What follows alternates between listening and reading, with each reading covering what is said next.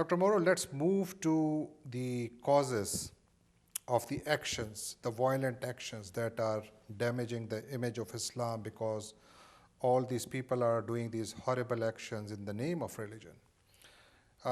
Before you address that, can you explain to me, as a religious scholar, how you will describe the term? Is there any reality, in reality, is there any existence of radical Islam as we see in the media? Well, as far as I'm concerned, there's Islam and there is that which is not Islam. And I don't think I think we do a great disservice when we identify these people as Islam, as Muslims, and as Islamic. It gives them, a degree of legitimacy that they do not deserve. If your religion teaches you that you should not kill people, that you should not kill civilians, you shouldn't kill women and children and the elderly and the sick, that you are prohibited from sexually assaulting women, you are prohibited from destroying monasteries and churches and obviously mosques, and these people destroy mosques all the time. If your religion tells you one thing and these people are doing the exact opposite, how can you possibly associate them with that religion? No, not at all.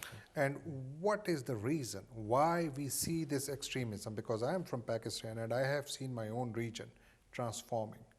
Parts of it, not all of it, but parts of it transforming into a society where a more rigid form of religion that we never knew that has come up. And it is being enforced in different ways. And it has its own manifestations, which we often see in the shape of bomb blasts and killings of innocent people and a lot of destruction. What is the source of this madness? Well, I mean, the immediate source, we can look at the immediate and we can look at more distant causes for this. I mean, ultimately it traces back to the time of the Prophet, peace and blessings be upon him. There were a group of people who came to the Prophet and they asked him how often he prays. And he said, this is what I do every night. And they thought that was very little. It wasn't enough.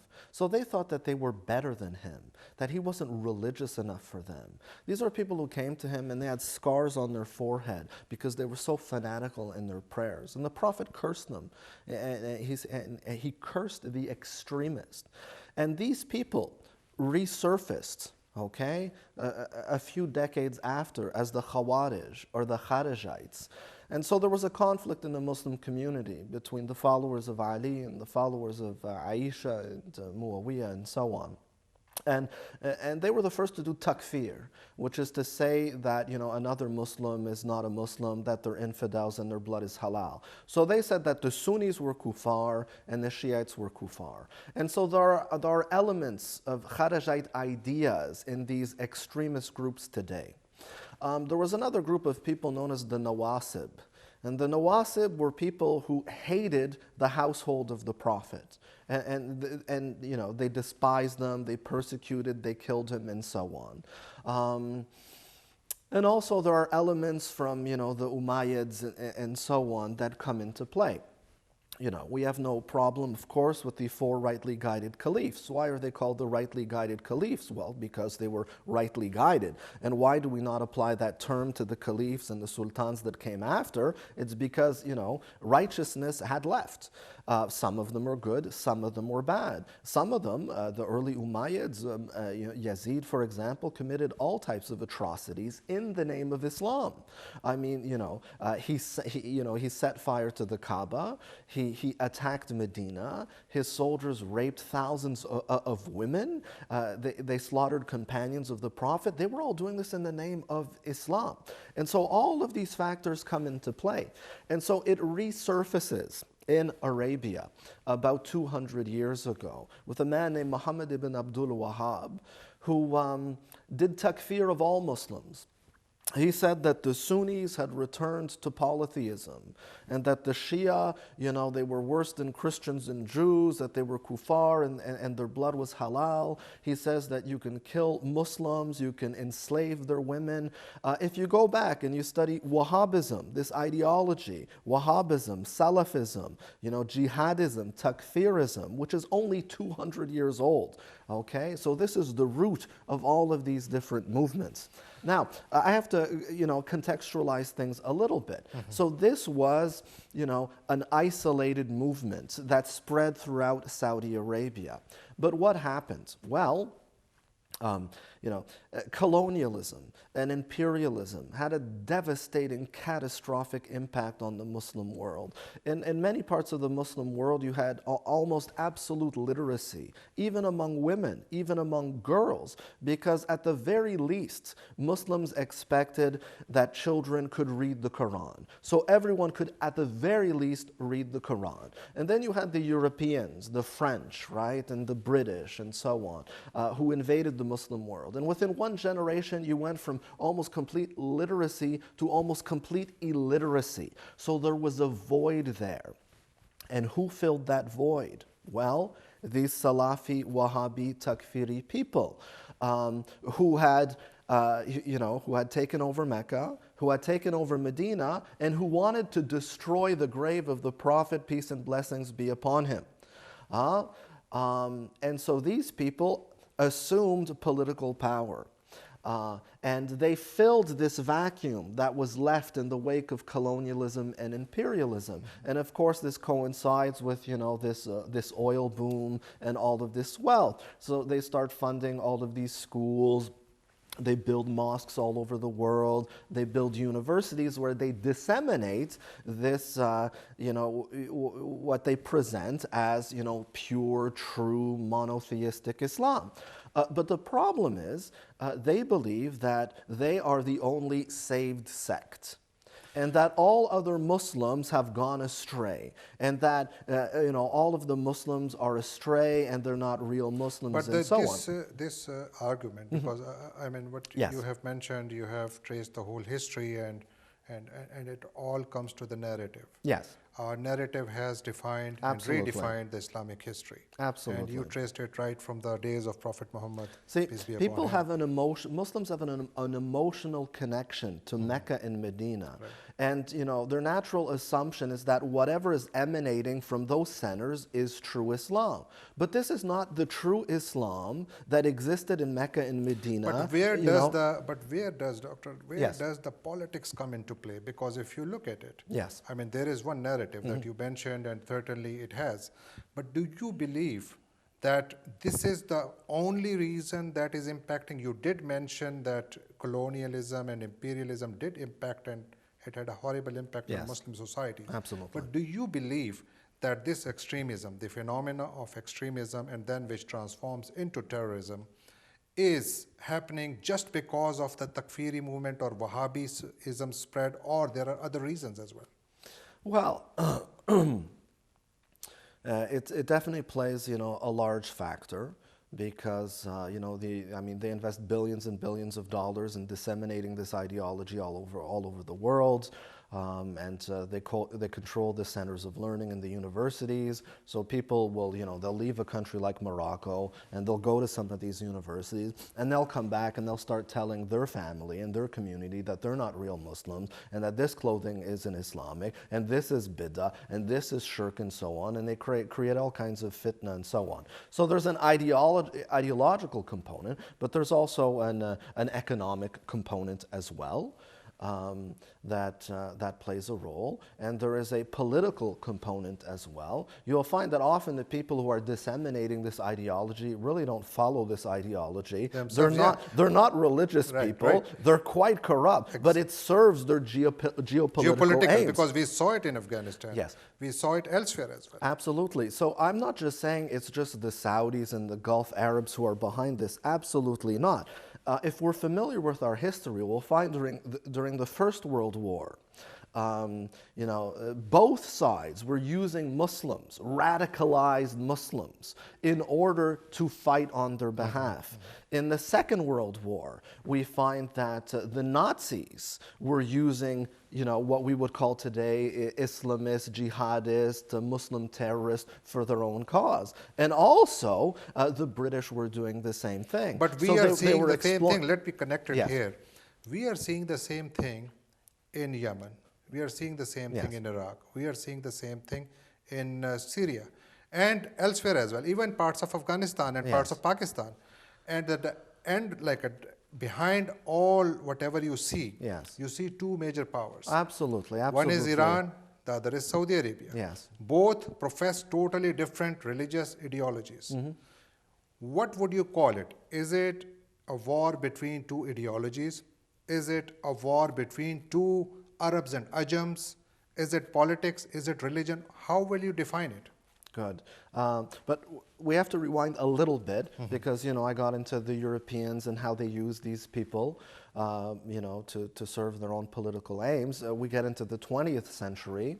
We find that, we're in the Cold War. We have the United States on one side and we have the Russians on the other. And we find the Americans using these people, these Takfiri Wahhabis, in order to fight the Soviets. And so they bring them from Egypt, they bring them from Arab countries and Pakistan and all over the Muslim world. They bring them there and they use them for their own aims, right? It's what we call a proxy war.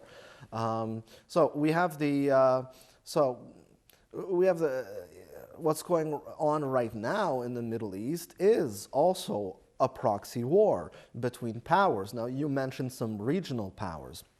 You mentioned the Saudis and you mentioned the Iranians. There is no doubt about this, that the Saudis are using these Takfiri Wahhabis against Iran and their ally Syria, okay? And who's behind them? We have Russia, and then we have these extremist groups being funded and armed by the Gulf Arabs, primarily by Saudi Arabia and Qatar. But who's behind them? Well, it's the Americans who are behind them, So, do you mean to say that the religion has been sandwiched in this power? No. What they're struggle? trying to do. What would you call it? How I want to just make our viewers understand that how should we look at it? What exactly is it? I'm just trying to understand. Is it a religious war? Is it a political war? Or is it politics using religious argument? No, it's absolutely politics using religion. It's turning, we find often that, secularists or atheists and so on will pit one religion against another in order to destroy all religions. They will try to turn Christianity against Islam, Islam against Christianity. And what they're doing is they're trying to split the ummah in half, okay? But those efforts have always been in human history, not just Islam. It's about every group. There have always been powers which will be there and they will be trying to divide you. But who is willing to be divided? That's the problem, right? So how will you counter that? Because it is, if I am saying that radicalism or religious extremism is a huge problem, not for the world. Of course it is for the world, but for me as well, because it's my son and daughter who is at stake, whose life is at stake. So what should I do at my end? Well, we shouldn't fall into this trap. They want to divide Muslims. They want to create a Sunni-Shia war, where in many of these countries, Sunnis, Shias, and Sufis lived and coexisted together. I mean, there were differences of opinion and so on. But if you look at Islamic history as a whole, it was very multicultural, multilingual, very cosmopolitan, very open-minded. The caliphs would bring people of all religions and people of no religion, even atheists and free thinkers, and they would have cordial debates in the palaces, right, going going back and forth, kind of like these gatherings we have in interfaith groups, trying to get along, trying to understand one another. So in general, there was a great deal of coexistence and understanding, but they are trying to divide us. They are trying to weaken us. It's not as if they support these extremists. They will, like, for example, the Americans would like to use these extremists to overthrow Assad and then probably exterminate those extremists or abandon them or use them in some other context where they're useful. But the problem is there's 40,000 of them, and once this conflict is over, if they succeed, then they will have a center of power. But you can defeat, you see, Americans are fighting their own war. Of course, America has its own interest. Every country has its own interest, and they will do that. My question is that as a Muslim, I am confronting a narrative which is taking over my society. It's not Americans who are bringing, parachuting that narrative. It is coming from the people who are saying the same kalima that I say.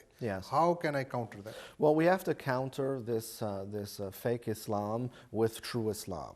And what is true Islam? I'm talking about true, traditional, civilizational Islam, not this Takfiri Wahhabi ideology. So we have to become re-rooted in our tradition. I address issues that many people do not address. I think it's important to make it clear that that these interpretations are completely erroneous. They have no basis in the Quran, in the Sunnah, and according to the ijma or consensus of our ulama for the past 1400 years. It's a complete and total aberration of Islam. So yes, I call for a return to true, traditional, civilizational Islam. So you inaugurated the Interfaith Institute at the Islamic Center of Long Island a couple of days back. Tell us more about it, what kind of initiative it is. Well, it brings together Muslim leaders and Christian leaders, Jewish leaders, Buddhist leaders, and just other human beings, people of faith, and different groups. It's certainly an effort that I applaud and that I support. It's extremely important to build bridges of understanding and to get to know our neighbors. Quite often, people have certain stereotypes, especially due to the negative, the way Muslims are portrayed in the media. Well, I would encourage you as a Christian or as a Jew or as a Hindu to get to know a Muslim, and you'll realize that they're really just ordinary people. And, Muslims get to know a Jewish person. They're completely normal, decent human beings. And so really often when, you just bring other people into the mosque, they might have this impression that, some are really stressed going to a mosque. They think that, people will just be, sitting around there cleaning their teeth with knives or so on, sharpening swords. And yes, the bomb-making clinic is at 2 o'clock in the basement. It's not at all like that. Right. We are professors, we are engineers, we are medical doctors, we're business people, we're hardworking people, we're family people. So definitely, the best form of dawah, the best form of tabligh is through practice. It is through actions. It is through engaging with others, engaging with society. Let's watch a few clips of this inaugural ceremony of the Interfaith Institute at the Islamic Center of Long Island. Then we'll come back and ask some more questions from Dr. Morrow.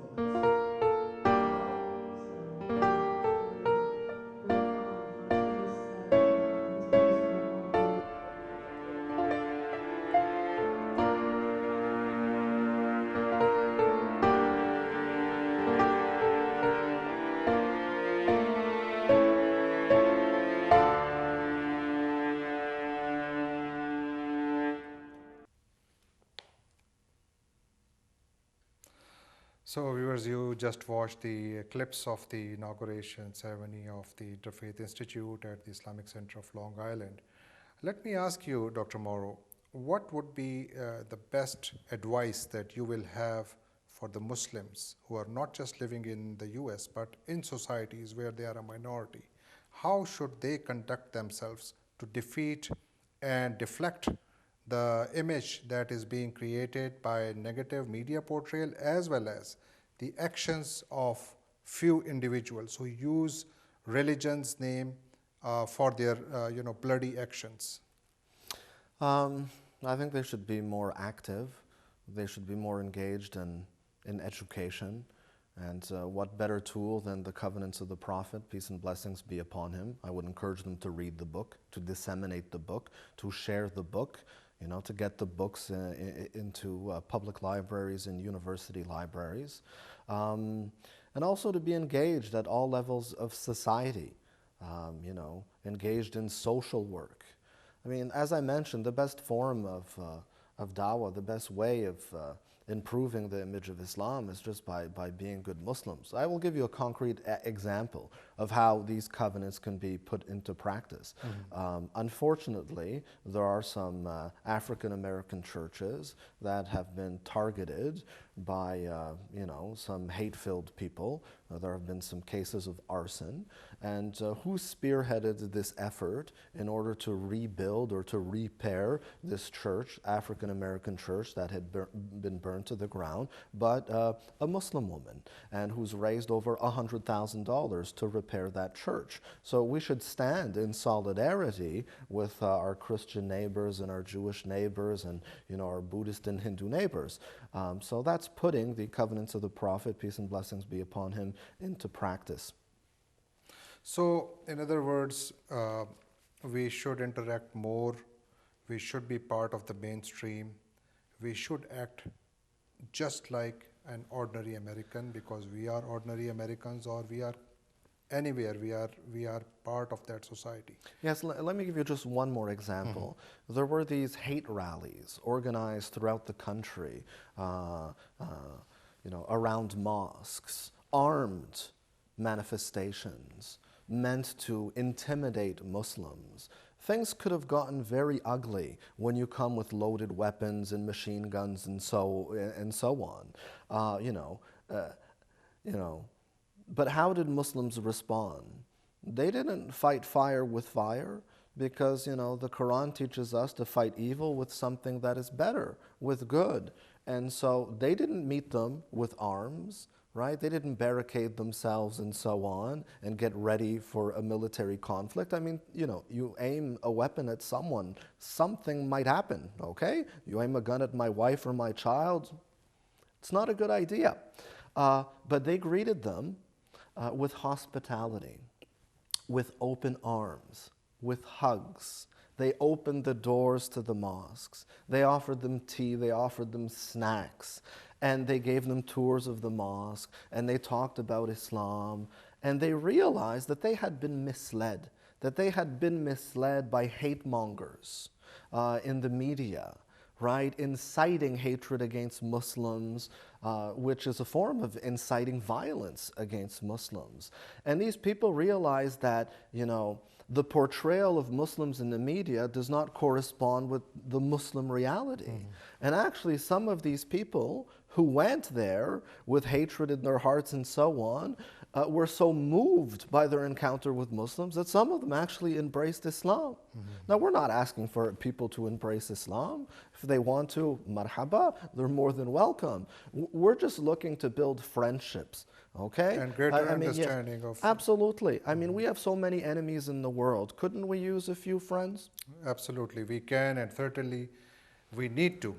Thank you so much, Dr. Morrow. Viewers, you listened to Dr. Morrow's thoughts, views, and his research, his incredible research that he has done on the life of Prophet Muhammad, peace be upon him. And his writings are amazing. They are having a huge impact. And he is part of the movement. He is leading a movement which the Muslim community all over the world, whether they are in minority or in majority, need it, because tolerance is the first lesson that you get from Islam. And Muslims and everybody else need to learn that for mutual, peaceful coexistence and showing more respect to each other. And that's how we can build more peaceful and prosperous societies. Dr. Morrow, thank you so much for joining us. Thank you. And I hope that your stay in New York will be good, and people who will be coming to your events will learn a lot from your insight. Thank you so much for joining us for this special episode. I am Jehangir Khattak. Good night.